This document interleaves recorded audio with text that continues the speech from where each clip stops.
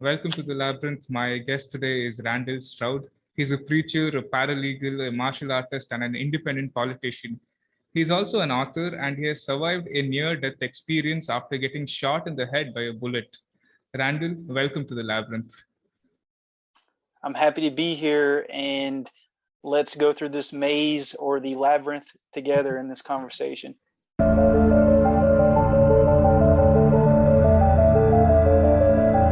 So, Randall, why did you join politics? Wow, straight into it, huh? Well, I guess ever since I was a small child, I've always hated bullies because I was a late developer. I don't think I hit puberty until I was like 16 or 17. And I got picked on a lot for being short. But then my last year in, secondary education, I shot up and I was very angry because I was like, wow, finally I'm a handsome guy, but now I'm leaving school. But but growing up, I always hated bullies. And that's why I got into martial arts as well, because I don't like feeling like I'm a helpless person. I'm not the type of person that sits on the sidelines and just says, oh, someone should do something about that. I'm the kind of guy that says, someone should do something about that. Oh, wait a second, I'm someone. So I actually got into politics with that motivation. I had always been interested in perhaps running for some seat, but I was like, maybe it's not the right time. Maybe I'll wait when I'm older.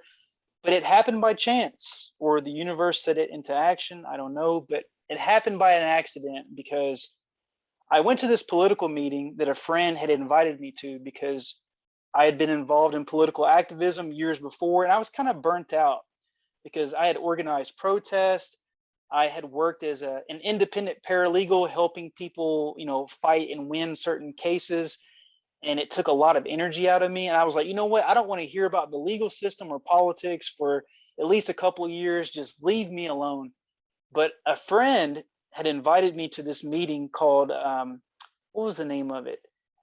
Americans for Liberty. I can't remember the name of the group now. But anyways, I went to this group, and there was a bunch of lobbyists there, and they were having a discussion about taxes, different issues. And they kept asking the audience, what do you think? What's your input? And everyone was so shy and they had nothing to say. And I kept raising my hand, was like, well, I think we should do this. I think we should do that. And then someone joked and said, you have all these ideas. Why don't you run for office? And I said, no. But then a friend who had invited me, he said, listen, all you need is 50 signatures from registered voters to get on the ballot. Let's get you on the ballot just for the fun of it, just to say that you're on a ballot, and maybe you can put it on a job application in the future. So I said, okay, deal. So we got on the ballot. A friend of mine, we knocked on doors and got signatures from voters. And I got on the ballot and I was like, okay, this is cool. My name is there, but there's no way I'm going to win. But then like 2 weeks later, I started getting these phone calls from the Tennessean newspaper, USA Today, all these different news outlets asking me my opinions on certain issues, abortion, taxes, and I'm answering the questions and they're publishing it. And then it dawned on me, okay, I guess this is serious now. I have to take this seriously, and I'm running for a political seat. And that's kind of how it happened. That's very interesting. It all happened randomly, I guess. Kind of randomly, but I truly believe that when you feel something in your heart, whether it's positive or negative, I think that we attract things into our life subconsciously. And I had been thinking about it for years. And I think that was just the universe kind of nudging me to have that experience. So, what are your political inclinations? Are you a conservative or a liberal or a libertarian? Very good question. Very good question. So as you've noticed, I'm not a guy that gives really quick, short answers because as our mutual friend, Raphael Samuel, he has a famous quote where he says, if it's a short answer, then it's probably not the right answer, because I'm a very nuanced person. So growing up, I was very liberal. I've been all over the political spectrum. My father was very conservative. I had a time where I was even an anarchist, where I said, I don't believe in any government. Let's just get rid of all of it. I just want to be free. But now that I'm in my 30s and I've had all these different experiences politically, at this point, I would have to say that from a social perspective or from a personal perspective, I definitely lean more conservative.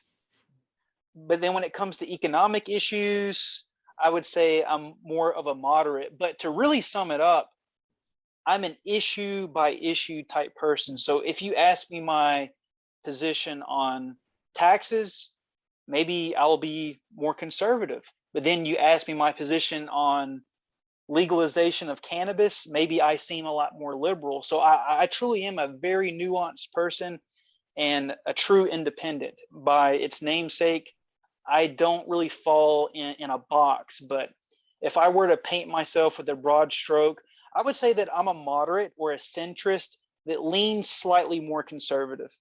That's very interesting. Even I think that labels are very outdated. You can't really label a person as right wing or left wing because individuals are right wing on certain issues and left wing on certain issues. So these labels and this dichotomy, they're quite outdated.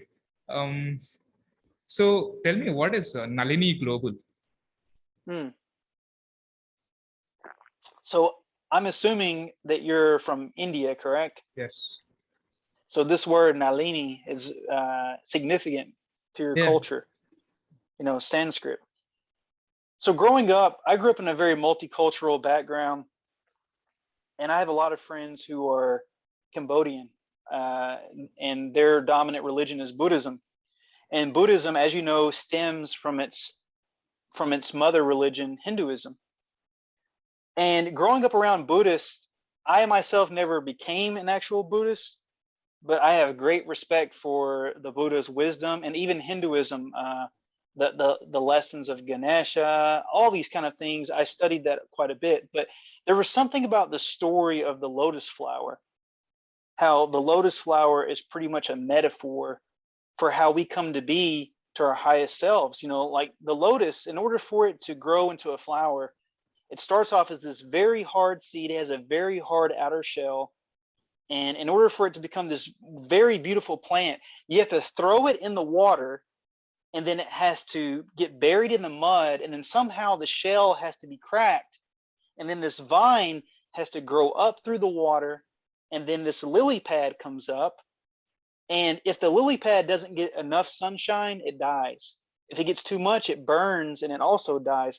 So it has to get the right amount of sunshine, and then it can blossom into this beautiful flower. And that was told to me by a Buddhist monk.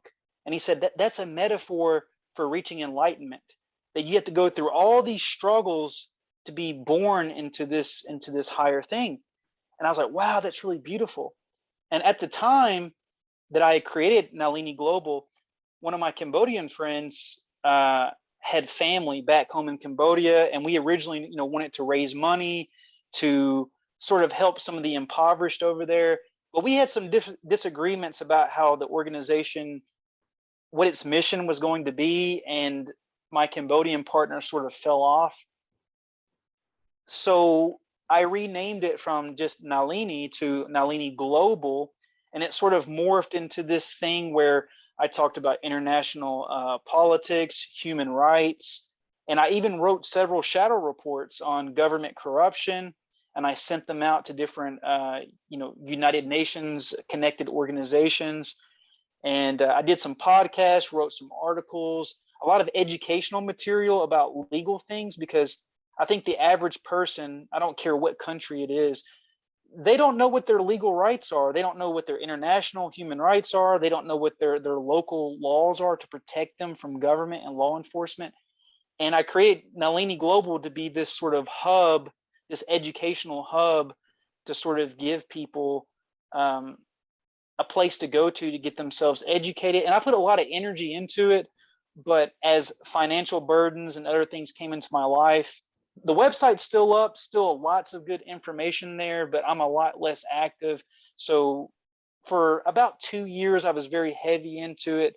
And it was just sort of a little pet project that I had started to try to give back to humanity a little bit. Interesting. You seem like a very empathetic person. Is there a, have you gone through a tough experience? Was there an event in your life that made you more empathetic? Well, I would like to say yes. I mean, I have been through some pretty horrible and traumatic things, which led me to this philosophy that I'll speak on later, which I'm a huge advocate of. It's called post-traumatic growth syndrome. So don't forget that. Let's go back to that topic later because it's very important. But as far as, is there a specific event that made me an empathetic person? I would say no. It's something that's innate within me. And as far as I can remember since I was a child, my earliest memory is my third birthday party as a child when I was 3 years old. And just from as far as I can remember, I can just feel that if I'm feeling something, this pain that I'm feeling, whether it's my toy that I'm playing with just broke or I burned my hand, if I'm feeling this pain, then surely everyone else must be feeling this too. And I don't know why. Maybe you can call me gifted, or maybe it's something to do with my genetics or something I inherited from my parents, or maybe it's just divinely God-given. I don't know. But yeah, empathy is something that I've had from a very early age. But I will say this last thing on this particular topic is empathy is not always a good thing. If you have too much of it, you can put other people so much before yourself that you can also lose yourself to other people and be taken advantage of. So there's been times in my life where I've had to scale it back. And sometimes I scaled it back too much and I had no empathy for people. And I was this tyrant, this jerk saying, get away from me. I don't care about anything. But those were just learning periods, learning pains. And I think just like what the Buddha said, the middle path, I've had to go far left, far right. And I think at this point in my life, the needle is beginning to reach that center point, and it's a very beautiful place. Yeah, I think empathy is important, but a balance of empathy is also important. Too much of it can put you in a disadvantage where others will take advantage of you.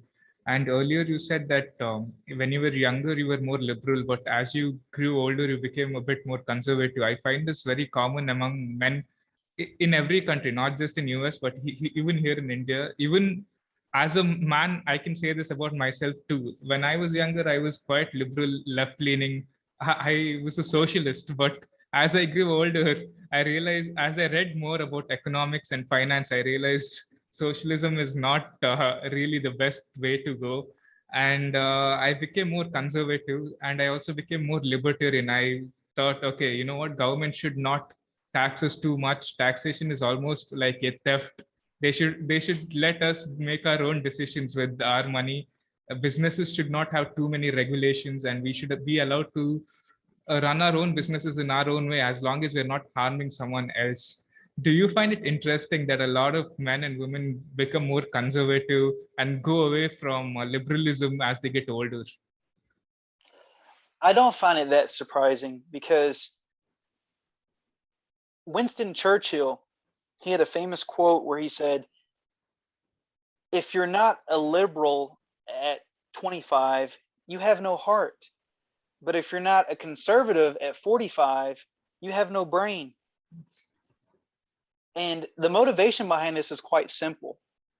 And I'm not saying that being conservative doesn't have disadvantages, because it does. Even though I lean more conservative, I will admit that it does have some limitations. But it's natural to be liberal when you're younger because you see things the way that they ought to be.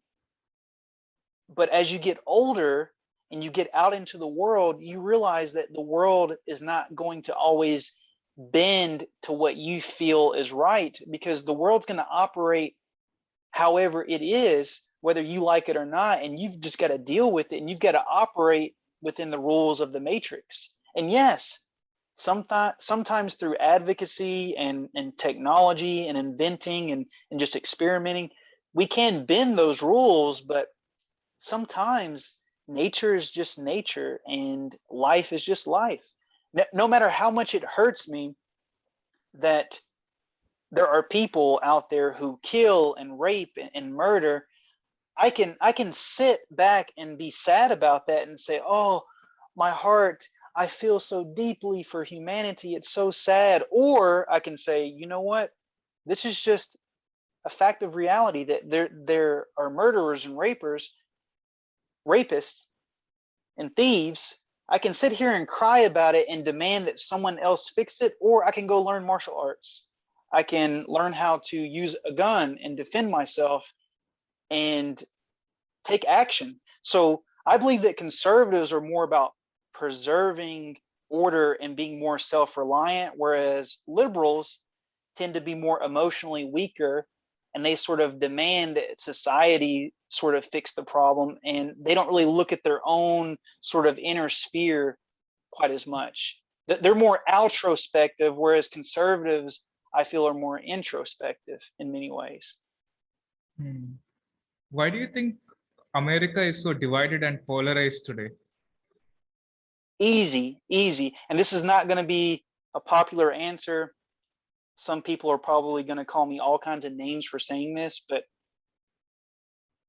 the liberals in the United States are not the same liberals that we had in 1990 or 1980 or any time before.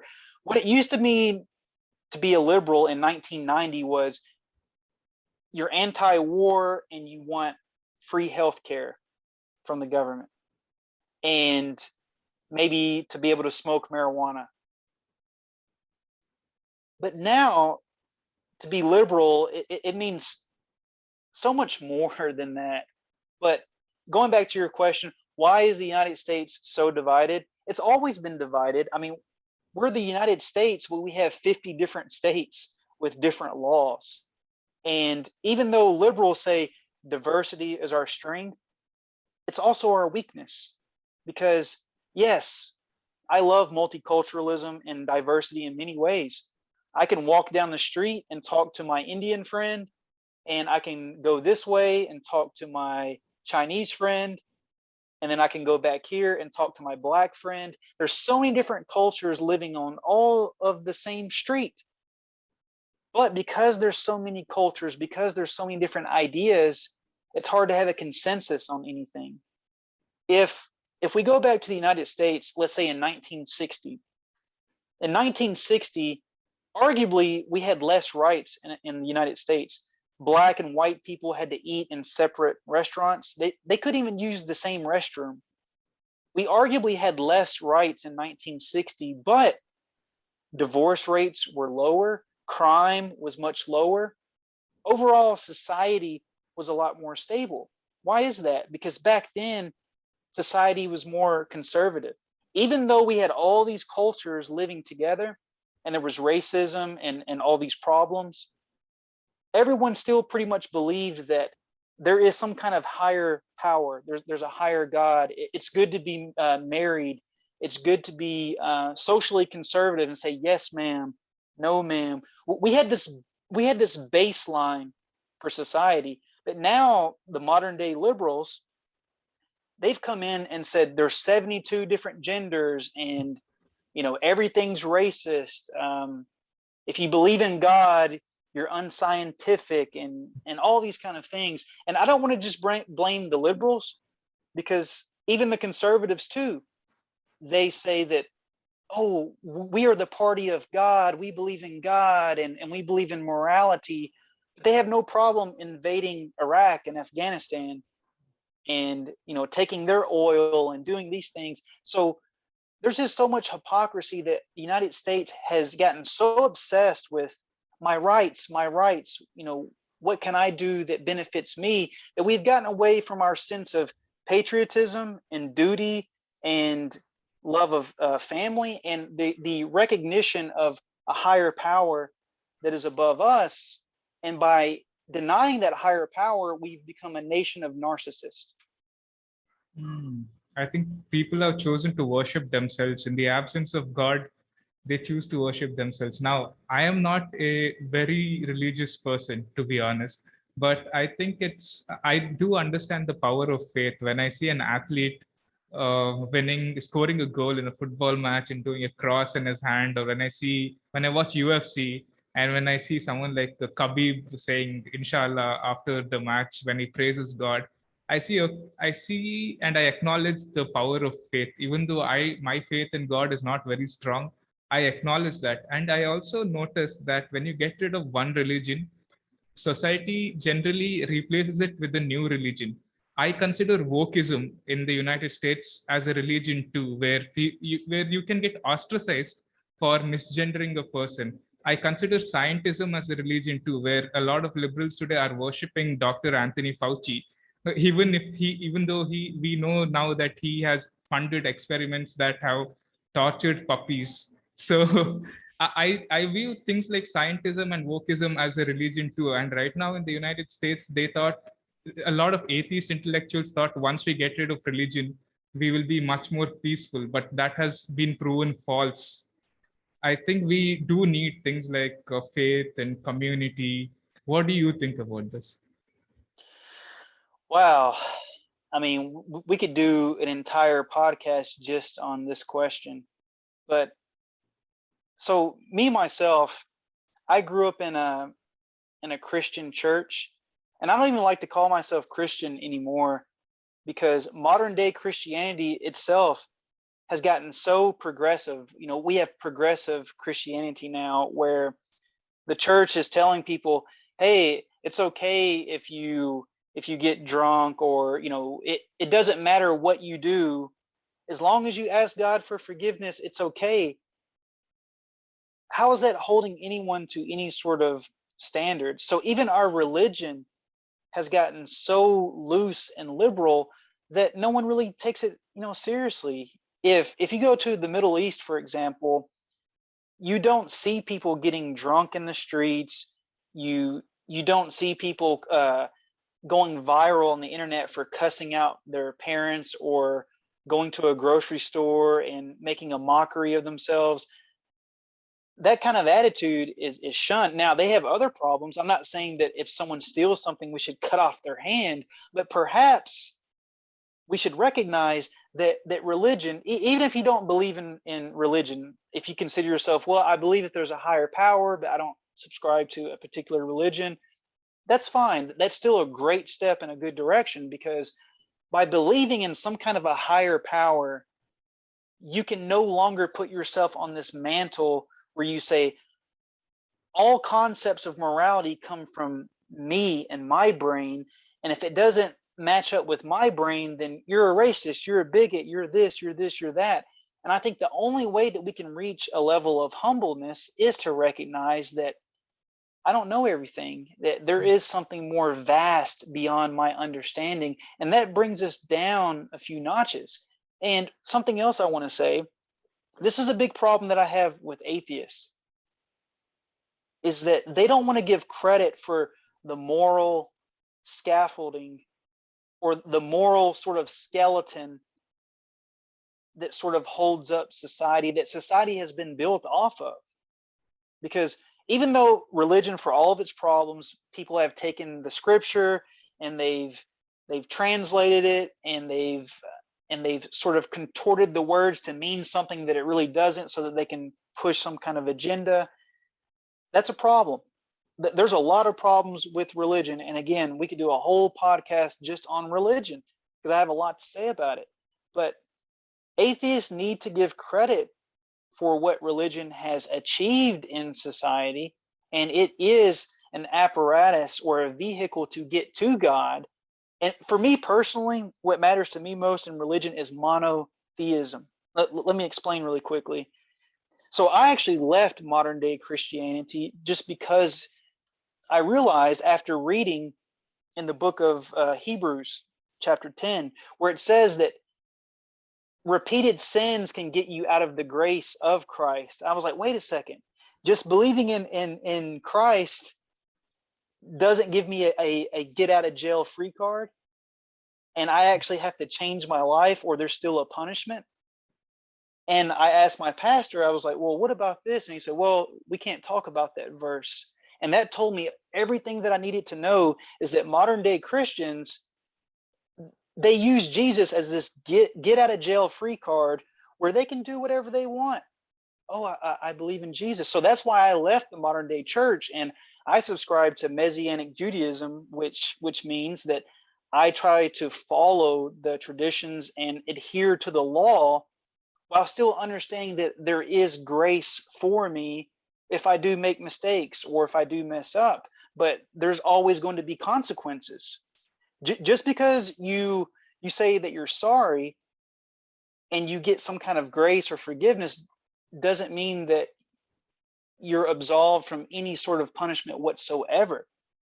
And modern day Christianity doesn't preach that. So the last thing that I'll say on this, and I'll let you chime in, is that I do think that monotheism, or the belief in a single point of divinity and creation and power in which all life came from, just merely believing in that concept is very powerful in humbling us and staying at a certain level to where we don't let our egos get so big to where we start seeing ourselves as gods among men, which can lead to all kinds of dangerous narcissism. I agree when you said that Jesus can't be used as a get out of jail card. It's not important to merely be religious, but also it's important to be a good human being. One event that dented Judeo Christian values in the West was the pedophilia scandal. In the Catholic Church, a lot of Catholic priests abused children. And while they were preaching about God and moral values, they were also abusing children, and that had a huge dent on religion in the West. And a lot of young people in the West left the church and they went in the direction of atheism or agnosticism. So it's not just the fault of atheists, it's also the fault of these religious people for paving the way for youngsters leaving the church. I hate to agree with you, but it's true.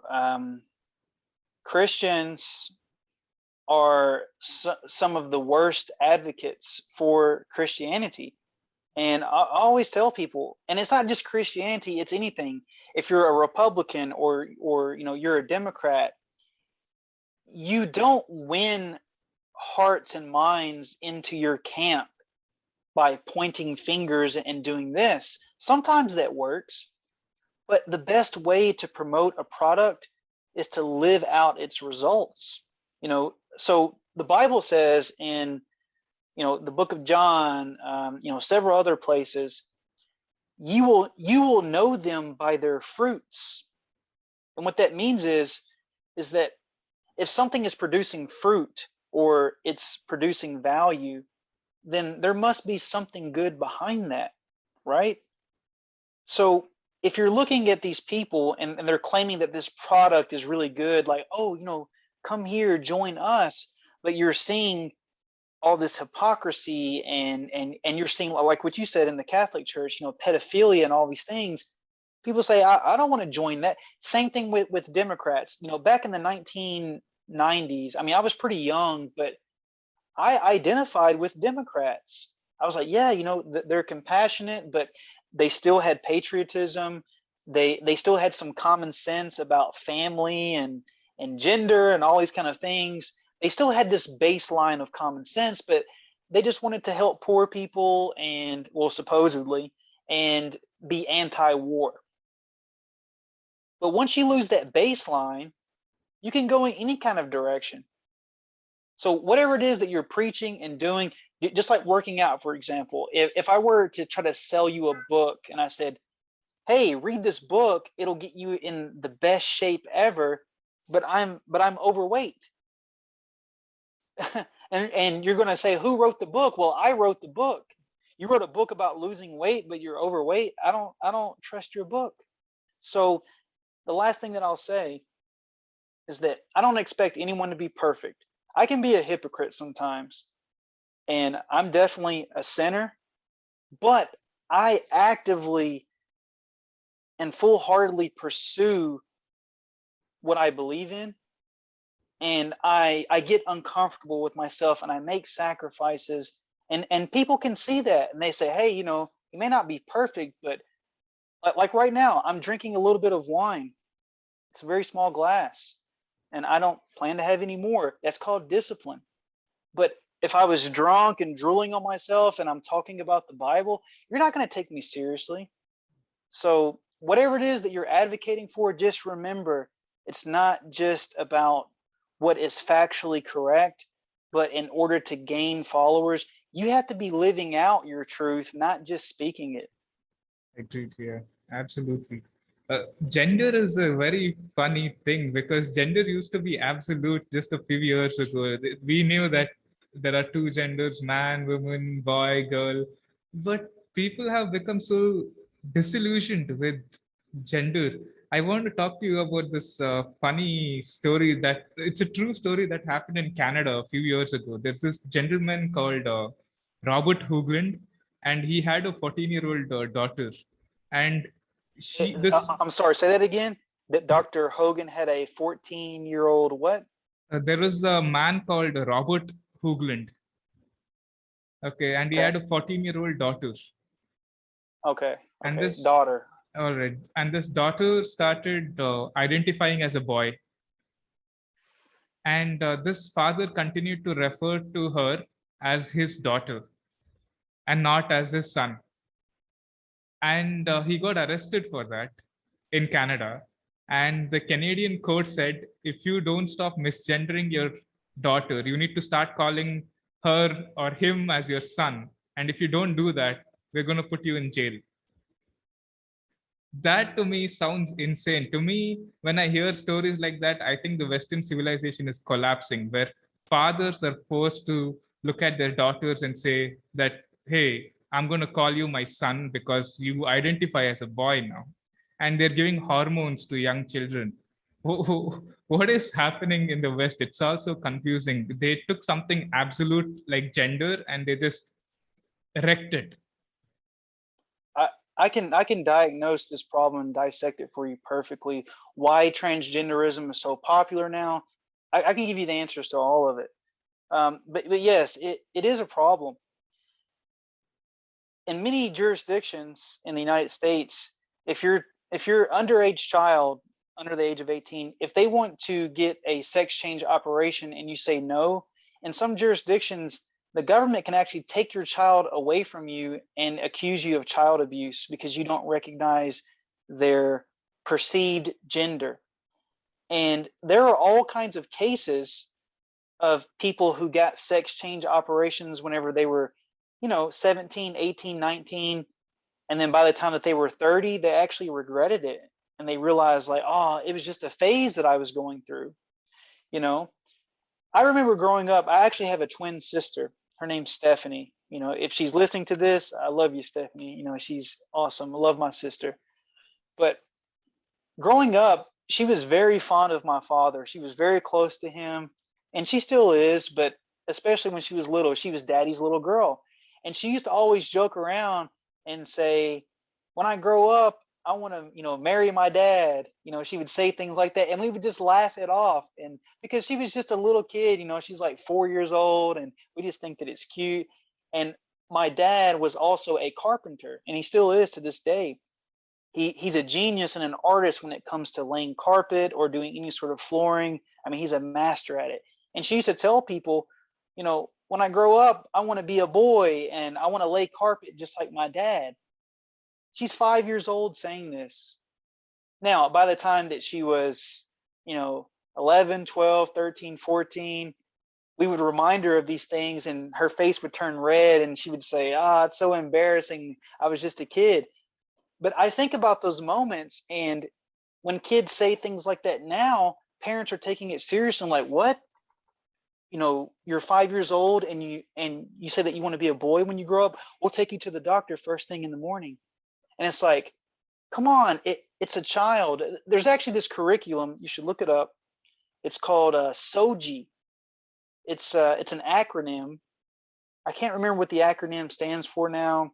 It's something about gender fluidity, but it's a curriculum that they're actually testing, and they're putting it into schools, and they're teaching these 5, 6, 7-year-old kids that, you know, hey, if you feel like a girl, then maybe you are, and teaching them these concepts, and they don't need to be introduced to these concepts. When I was 5 years old, my biggest worries was if another kid was going to take one of my toys, you know, and we shouldn't be pushing these sort of things onto children. And then now on top of that, we gotten away from God, right? And divorce rates are skyrocketing. You know, we have no fault divorce. Back in the day, if you wanted to get divorced, you had to go to a judge and attend all of these counseling sessions, and you had to convince a judge that your marriage was unsavable. But now to get a divorce, it costs like $500. You're in and you're out. And I think 82% of the time, women get custody of the children, and the fathers have to pay child support, alimony, all these things. They're so busy working that they don't have time to be in their child's life. And if the woman alienates the child away, and the man doesn't have money to hire a lawyer and fight for parental rights, within a couple of years, he may even lose contact in a relationship with his children. So we've had 2 generations of massive divorce spikes. And right now in the United States, I think it's like only 1 in 4 children are growing up with a full-time father in their life. So kids are being feminized, and there's no masculine energy in the household anymore. And that's why you're seeing, especially like these young boys, you know, coming up, and they have no masculine influence. And in many ways, they're being taught that masculinity is this bad thing. It's this evil thing, that everything about masculinity is toxic. Well, let me tell you something. For millions of years, testosterone and the fact that we have denser bones and generally at least 15% more muscle mass than women, all that was used to protect our pregnant mates from wild animals and other tribes, to protect them physically. So masculinity and testosterone is the embodiment of protection and being strong, whereas the woman was supposed to be the nurturer of the family. But we don't have these clear roles anymore. And if we live in a society where we don't even know if we're male or female, how are we going to figure out healthcare? How are we going to figure out foreign policy? How are we going to figure out taxes if we're confused about who we are? We can't solve all that other stuff. Now, I will say one final thing, because I do have a tendency to rant and ramble, and I apologize.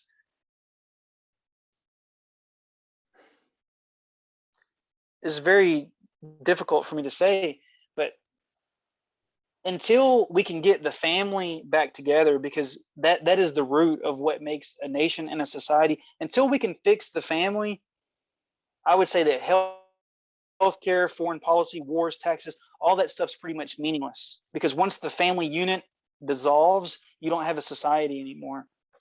And one more quick side note is that if someone is transgender, or they're gay, or they're lesbian, you know, whatever, and you're an adult, you're over the age of 18, live your lifestyle. No one's advocating to harm you or put you in jail or anything like that. But there's a difference between being tolerant and then full-blown advocacy.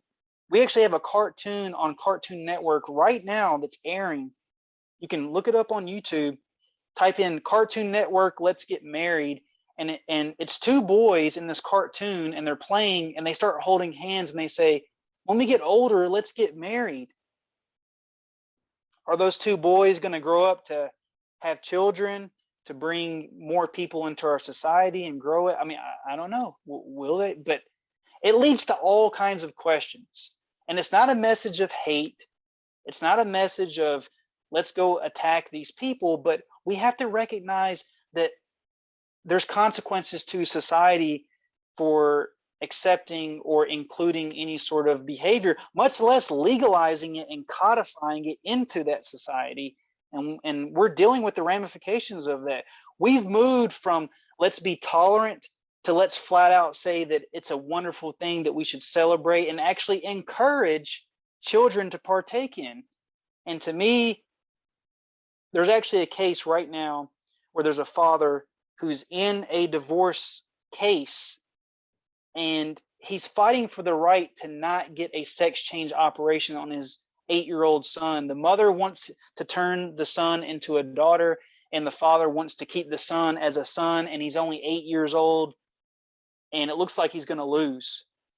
That's child abuse. But the father's being called a homophobe and a racist and all these things. And he said, no, I just want my son to remain as a son. And once he turns 18, he can do whatever he wants, and whatever he decides to do, I'm going to love him and accept him. But right now, he doesn't need to think about this, and he needs to be a boy, be as he is. But children are like sponges. Whatever we say, they absorb it because they don't know who they fully are. So let me be quiet for a moment. I'm starting to rant, and this kind of stuff just really festers in my mind. Like, it's completely understandable. It makes me angry too, to know that children are being indoctrinated into something so dangerous. It's being forced into their minds through television, through music, and music today is trash. And music is indoctrination, and so is movies, and so are the TV shows, so are the curriculum. Schools used to be education centers. Today they're just brainwashing centers. Colleges are the last place where you can have an open debate anymore. kinda. Yeah. And it's almost like there's a plot to destroy the United States by destroying children, by destroying families, by indoctrinating them. But I think we've spoken enough about this. Let me move to another topic. Can you tell me the Okay. story of yeah? Can you tell me the story of your near-death experience where someone shot at you? Well, I actually gave a sermon at a church last night for the first time, speaking about this. I actually want to show you something here. Give me one quick moment.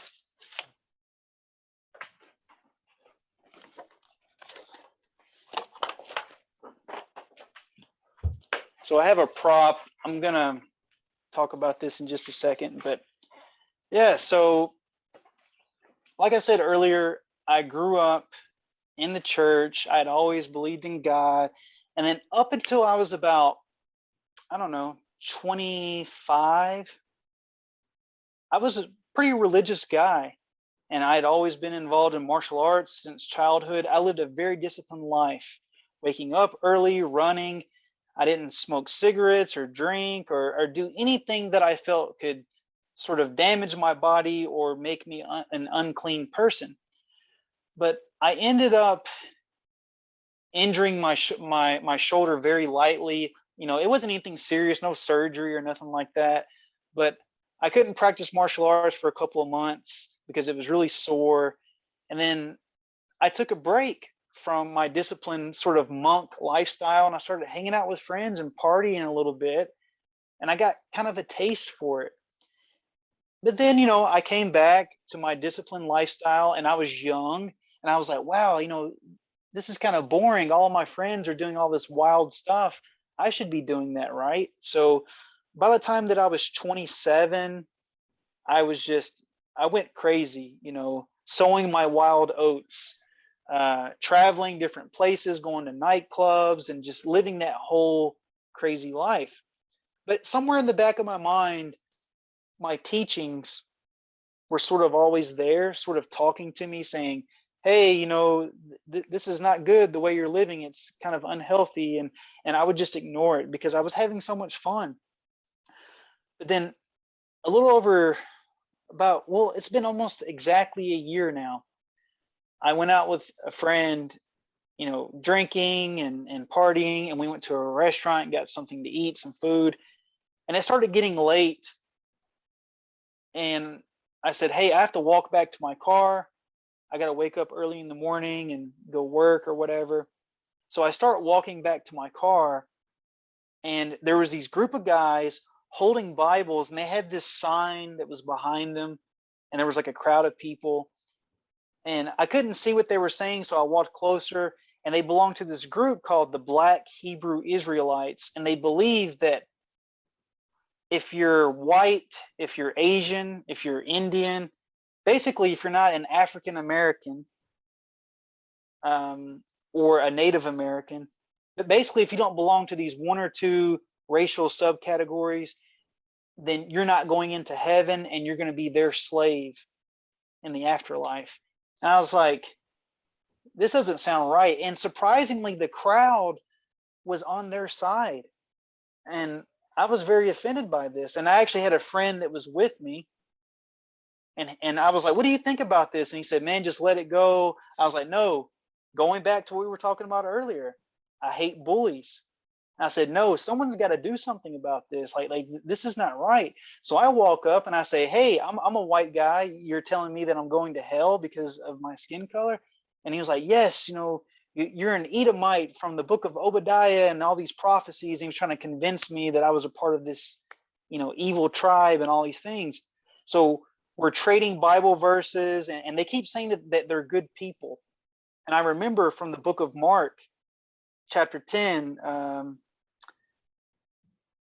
Jesus says, no man is good but God. And I said this to them. I said, you're good people. And I pointed my finger and I said, no man is good but God. And as soon as I finished that statement, a gunshot went off. Someone in the crowd was angry.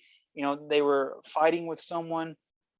And the bullet went off. And the first bullet that went off, it scraped the back of my head. And that same bullet hit the sign that they were holding. It had all this writing about it, about, you know, certain races can get into heaven. And the bullet actually went through their sign and put a hole in it. But whenever the bullet scraped the back of my head, I just felt like this sort of intense pressure, this intense burning. And I kind of just instinctively grabbed my head and sort of, you know, bent over. But then several more gunshots rang out. And it was 8 people in total, including me, that got hit. And the 7 other people that got hit, they were seriously injured. Nobody died, but they were seriously injured. They had to go to the hospital. But as I looked at my head and the police showed up, and I didn't know how bad it was, because whenever I looked at the blood, I saw blood on my hand, but I don't have eyes in the back of my head. So I didn't know how bad it was. And my hair was a little bit longer in the back. But once the police got there and they cleaned up my head, they washed it off, and they said, oh, you're so lucky. You're a walking miracle. It's just a small cut. You don't even need stitches. But I actually skimmed over one part. Something else that hurt me too was when I was arguing with these guys, my friend who was with me, he was actually a black guy, you know, like them. And I thought that he was going to back me up because we had been friends for so long. And they asked him, they said, you're friends with him? Do you think that he's going to go to heaven, that white guy? And I looked at him thinking that he was going to defend me. And he said, I don't know, man. I don't know. And I was really shocked. And then he looks at me and he says, hey, I got to go take a phone call. And he walks away, and he left me there by myself. If you know anything about Christianity, it sort of reminded me of the disciple Peter. Whenever Jesus was being arrested, people recognized his disciple Peter and said, wait, aren't you Jesus's disciple? And Peter looked at Jesus and said, oh, I don't know him. He denied him in front of that crowd to spare his own life. So I think that my friend didn't want to look bad in front of these guys. And yeah, and that friendship, even to this day, even though I forgive him, and if I see him, I'm going to shake his hand and say, hey, you know, what's going on? But our friendship was deeply, deeply damaged after that experience. But anyways, after it was all said and done, the next day, I was very angry. I come from a boxing family. I have that fighting spirit. I wanted to go track this guy down because I saw on the news, they released the guy's name. His name was Alan Crump. I wanted to find out where this guy lived. I wanted to fight him. I was like, you almost took me out of this world. You almost took my life. But then I was laying in my bed and I looked over to the left and I saw my grandfather's old Bible, who is now deceased, and he was killed by gun violence. Someone shot him in a stupid altercation too before I was born. And this Bible actually survived a fire. I mean, this Bible has all kinds of energy on it, I'm telling you. But I was just bored one night and I started flipping through and just reading it. And I saw these verses about forgiveness and how that, we're all sinners and all these kind of things. And I started thinking about my own life. I've been living a sinful life, this undisciplined life, and I've made my family and my parents disappointed because I wasn't really taking my career seriously and different things. And I come from an investigative background. So even though I'm a paralegal, I also work in private investigations. So I go on Google and I start researching this guy, and I find his Facebook profile, and I find him, and come to find out he's only 21 years old. He's young. I start scrolling through his Facebook profile, and he looks like a pretty decent guy. He has a beautiful girlfriend. He's graduated from college. And I was like, wow, this doesn't seem like a guy who would shoot some people. But then I scroll down some more and I see this Facebook post that says something about, I miss my father. I wish that he didn't die, something like that. And then all of his posts after that were very negative. And I was like, his father died, and that affected him in such a negative way that his life went down this other path. Maybe there's still hope for him. So after a lot of praying and just thinking and meditating, I decided to forgive him and drop my charges against him. And I wrote this letter to the DA's office, and I said, if he agrees to study the Bible with me at least twice a week, I'll drop the charges against him. So I submitted that letter, and the district attorney's office said, hey, if you testify, we'll give you this victims compensation fund. And I almost thought about taking it because I didn't have any, well, I don't want to say I didn't have any money, but I was kind of financially struggling in that time. And I thought about taking the money, but then I was like, no, you know what? This is bigger than me, because my life has been affected and I want his life to be affected. So I turned down that money, and I said, I don't need any compensation. I just want lives to be changed. So I stood by my letter and I refused to testify against him, and I dropped my charges. Now, the other victims, I think there was one other victim that dropped their charges as well. I don't know why. I don't know their reason. But the other 6 victims, they pressed their charges, and he's facing jail time. I don't know when he's going to get out. And that's fine, because that's their decision. I'm not shaming the other victims, and I'm not advocating that they forgive or drop their charges. That's their own personal spiritual journey. But for me personally, this was the right decision for me. And I truly feel that by me forgiving him and offering him this gift to drop the charges, I sent him a powerful message that there's good people in the world that care about you, and redemption is possible. And he's young enough to make that redemption happen, because once he comes out of prison, the chances are that he's going to come out as a meaner person, because prison is a mean place.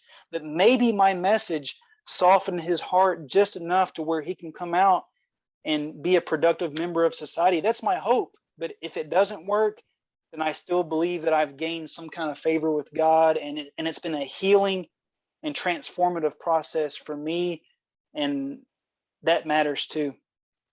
That's fascinating, man. I'm glad you're still okay, because because you would have lost someone as important as you. And to see that you have gone through so much, and to see that you are shaping your trauma in a positive way, because I imagine this is a very traumatic experience. And I want to take you back to that to that phrase that you had earlier spoken about, post-traumatic growth syndrome. How has this trauma helped you to grow? Well, I am an author, I've written many books. So even about my near-death experience, I made a very small, it's only 20 pages long. It's called Removing the Sting of Death. It's on Google Play. It's only $5, but if you don't have any money, I don't care about the money. Just email me. I'll give you a copy for free. But post-traumatic growth syndrome is a phrase that I came across while I was writing my previous book, because this is my latest title. But the book that I wrote before that was before this incident happened. So before I got shot, this is in 2020. So during COVID, all these things, I was sort of semi-homeless. And this is very embarrassing to talk about, but I'm going to say it because it might help some people. So in 2020, during the pandemic, my life turned into a mess. I don't want to go into all the details, but some things happened that affected me very deeply, financially and emotionally. I had a friend that died in the hospital. I mean, 2020 was one of probably the hardest year of my life, if not the hardest. It's up there in the top 3. But before I got shot, I wrote another book called The Ninja Mindset. So in 2020, my heart had gotten so hard because I'd been betrayed. I had been in all these romantic relationships that didn't work out. I had financial troubles. My heart had gotten so hard to where I got this mindset of, you know what, whatever it takes to survive, that's all that matters. And I wrote a book called The Ninja Mindset, and it's all about protecting yourself physically, mentally, financially, legally from other people. Because I started to see people as the enemy, in a sense, that human nature itself cannot be trusted. And I just wrote this book about all the ways you can protect yourself from being hurt by other people. But towards the end of writing that title, I was starting to come out of this period of temporary homelessness, and I started to feel a little bit more hopeful. And I discovered this phrase called post-traumatic growth syndrome. It's the opposite of post-traumatic stress syndrome. But according to these different studies, approximately 13% of people who undergo a traumatic experience, whether it's getting into a car wreck or walking in on a spouse having sex with someone else, like all these traumatic things, approximately 13% of people actually become stronger on the other side of that experience afterwards. Their neural pathways, grow denser and stronger emotionally. They become more secured, all these kind of things. And I became very obsessed with this principle. And I became obsessed with the fact of what makes these 13% of people who experience post-traumatic growth instead of post-traumatic stress. What is the difference between these 13% of people and these other, 87% of people? What's the difference between the two? And what I discovered doing my own research and reading other people's work and listening to lectures, just going through this journey, I discovered, and this is not based on any kind of science, this is just my opinion, but I think it comes down to self-authoring. And this is a phrase that I think Jordan Peterson likes to use too, but self-authoring is where you take this experience, okay? Let's say that it's a breakup with a girlfriend, right? Your girlfriend calls you up and she says, hey, this isn't working. I'm breaking up with you. It's over. Our immediate reaction is to say, I'm a good person, and how dare they do this to me? I don't deserve this, and why are these bad things happening to me? But someone who does self-authoring, they take the experience and they bend it in a way to where it benefits them. Like, oh, my girlfriend just broke up with me. Well, I have been thinking about taking some college courses, and because I was dating, I was spending all this time going to dinners and doing all these activities with her. I have more free time. Now I can go back to college. That's self-authoring. Or even me getting shot in the back of the head. Hey, that bullet was God talking to me saying, hey, wake up. You need to stop living this kind of sinful lifestyle and get serious about your life and be disciplined. Oh, it actually wasn't a negative thing. It was a positive thing that happened to me. Whereas most people, they would self-author the situation as, oh, that bullet, it scraped the back of my head. The world's out to get me. Everybody hates me. The world's trying to kill me. Oh, I'm so sad. Let me become an alcoholic. Let me do drugs. Let me do anything to forget this pain. So self-authoring leads to post-traumatic growth. And that leads to me being on this podcast right now. This is evidence of that growth. So my quote unquote product works, and the evidence is that I'm sitting right here healthy, somewhat happy. You know, what is happiness? But pretty much secure and able to talk to you right now with a smile on my face, despite these horrible things happening to me. I'm glad that you could turn something so ugly into something that's beautiful. It's like the lotus metaphor. A lotus can grow even in a gutter. So you turned something so ugly into something that's productive and beautiful. When you went through that near death experience, did you think of the afterlife? Not initially, no. What I thought about after I got shot, of course, after the adrenaline wore off and the police officer that showed up on the scene, she took me home. And then once I got home and I calmed down, the first things that came to my mind was about all of my relationships with the people closest to me. I thought about my brother, my mother.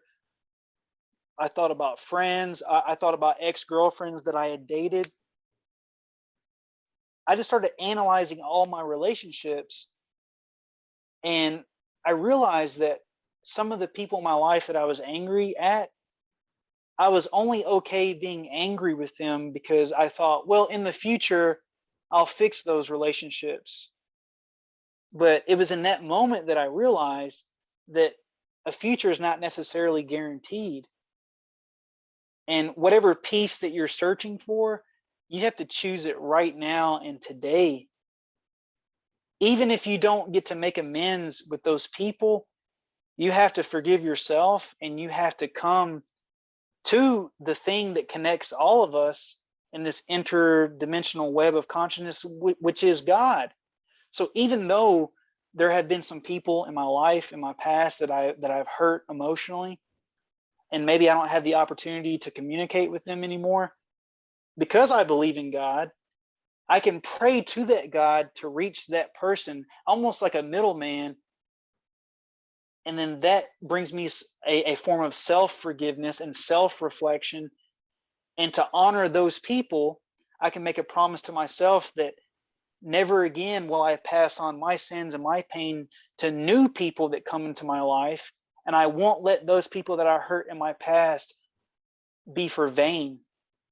Anything that happens to you negatively in your life, you can self-author it into a positive situation as long as you say it wasn't in vain. And the way that you do that is you take that negative thing and you twist it in such a way to where it becomes a motivator of growth. So after I got shot, the first thing that I thought about was all the people that I hurt, how much of a hypocrite I had been, and how much I didn't want to pass suffering on to other people. And I wanted to make amends as much as I could, because tomorrow is not promised. And don't just stop putting things off. Stop putting things off and be urgent in your goals. Absolutely. Yeah, that's a very important message. And one of the way that you have dealt with bullies in the past is by learning martial arts. What kind would you say that more young men and women need to learn martial arts? Well, aside from God and religion and those kind of foundations in my life, next to that, the most important thing, or the most foundational thing in my life has been martial arts. And I include boxing. You know, I think boxing is a martial art. A lot of people think that martial arts is just things that come from Asia. No, any combative system that comes with any sort of discipline or moral principles behind it that are given to you by a coach or an instructor, it's a martial art. But yes, martial arts has been foundational in my life. Without it, I wouldn't be here right now. I wouldn't be the man that I am. It has been so important for me, especially as a child of divorce. My parents divorced when I was about 13, and it affected my father really bad, you know, because he didn't really want the divorce. My mom pursued it more, and I won't go into all the details because I want to protect their privacy, but my dad took it really hard. He kind of drank a little bit, you know, more than he should have, but his life kind of fell off for a couple of years, and we got very distant for about 10 years. He wasn't really a part of my life that much, and I was desperate for some sort of masculine influence. And even though my older brother, I grew up watching him do martial arts, I didn't get into it until I was like around 12. But after my parents divorced, that was my safe place to where I could escape reality, and I was around other strong men. Because in martial arts, it's not like other team sports where it's, you know, you can sort of rely on someone else to do the work for you. In martial arts, it's you and one other person. And martial arts teaches you to handle victory and defeat personally on a one-on-one situation, because there's nothing more personal than getting punched in the face by somebody. And you have to learn to accept that defeat. No matter how good you think you are, somebody can knock you out and dominate you physically. And that's a very humbling experience. And we live in such a weak, sort of self-entitled society now that I think all of us should at least get knocked out by somebody at least once in your life.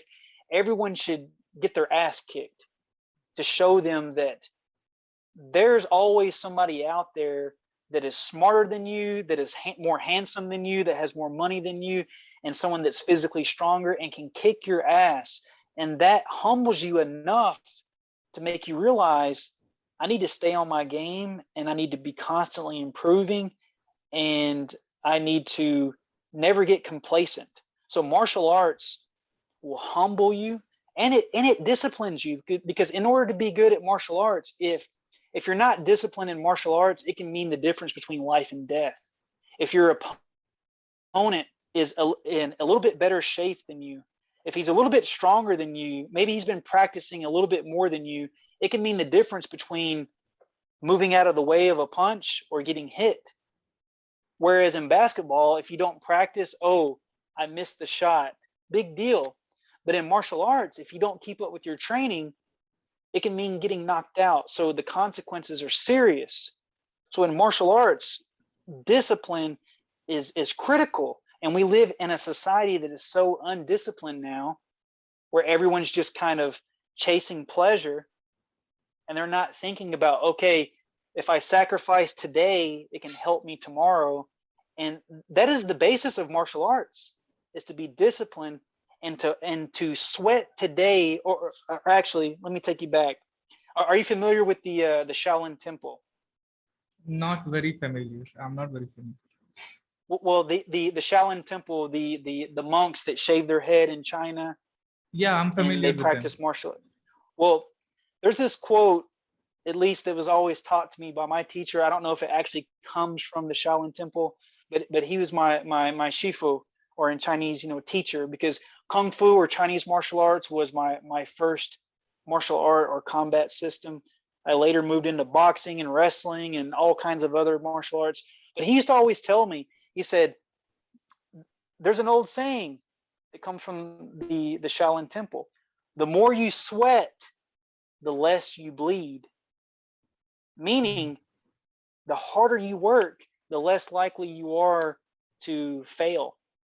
And I learned so many things in martial arts about discipline, about accepting defeat, and just so many humbling experiences that next to God, the lessons that I've learned in martial arts, I've carried it into every struggle in my life. And yes, everyone, I'm not saying that you have to devote your whole life to it, but learning how to defend yourself is a basic life skill on par with brushing your teeth.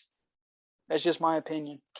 Yeah, yeah. I think we've become very weak, especially our younger generation. We've become so dependent. I think it's about time that we pull up our act together and learn martial arts or some kind of sports and get fit. Because so many of us today are getting so obese. Obesity is the obesity is the new norm. People are so overweight, and we saw during the COVID pandemic as well a lot of people getting hospitalized, and most people who were dying from COVID were also obese. It's almost like they don't want to take responsibility for their own body. I tell them, like, rather than outsourcing your responsibility to the government or some pharmaceutical company, why don't you lose some weight? People seem to have lost touch with self responsibility.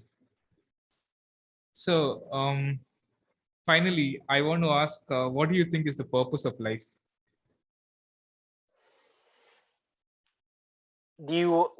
I think for you and for any listeners, I think I'm gonna have to give them two separate answers from two different realms.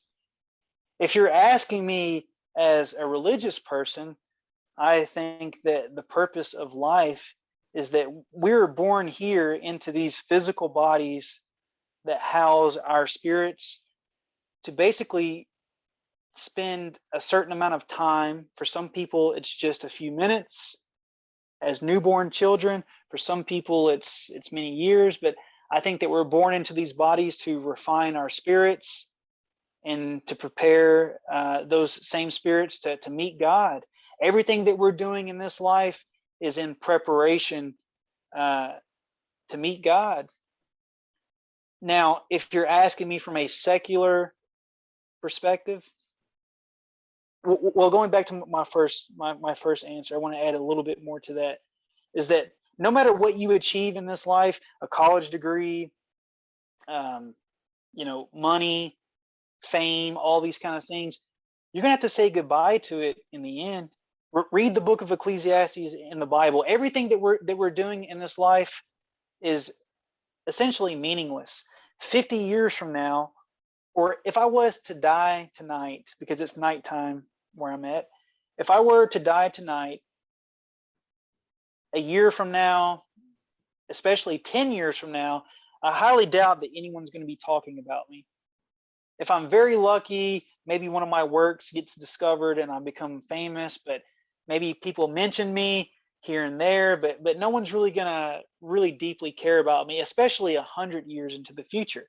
So for me, my most important thing is being on the right page with my idea of my creator and doing everything that I can to glorify him as a product of his creation.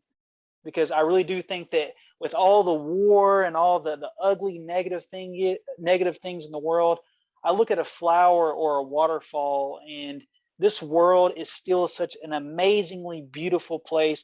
The fact that I'm talking to you on a cell phone thousands of miles away from each other, I mean, this is nothing short of a miracle, what we're doing right here, right now.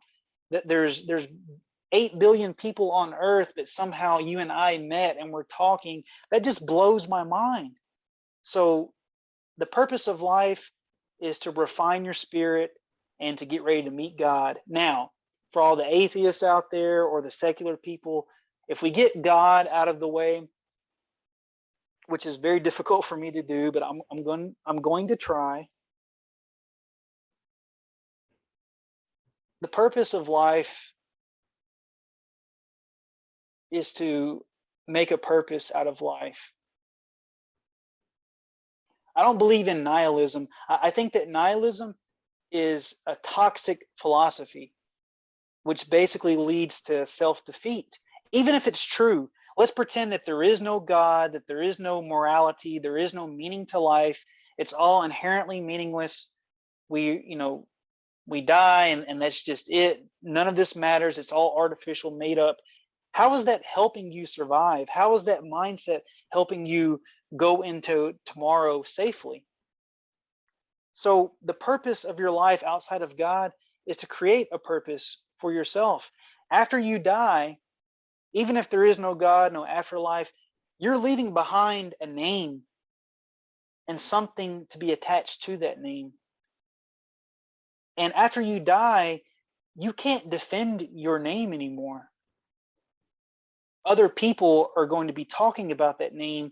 And if you care about yourself and your legacy, you want to leave behind as many positive things attached to that name as humanly possible, so that after you're dead and gone, your name, your namesake, and your family, and any sort of quote unquote karma that is attached to your life will reap nothing but positive and fruitful things for society at large. And if you don't care about those things, then I say that you're either a psychopath or you're just so depressed that you're suicidal and you don't care.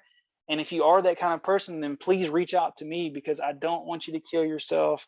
And I'm glad that you are here. There are people that have no arms and no legs, and they're still finding ways to create a purpose for themselves.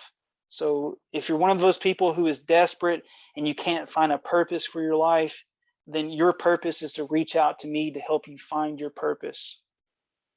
Absolutely, man. Yeah, it's very difficult to live a life with no purpose or meaning.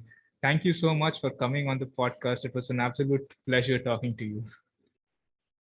Yes, that was quite the labyrinth.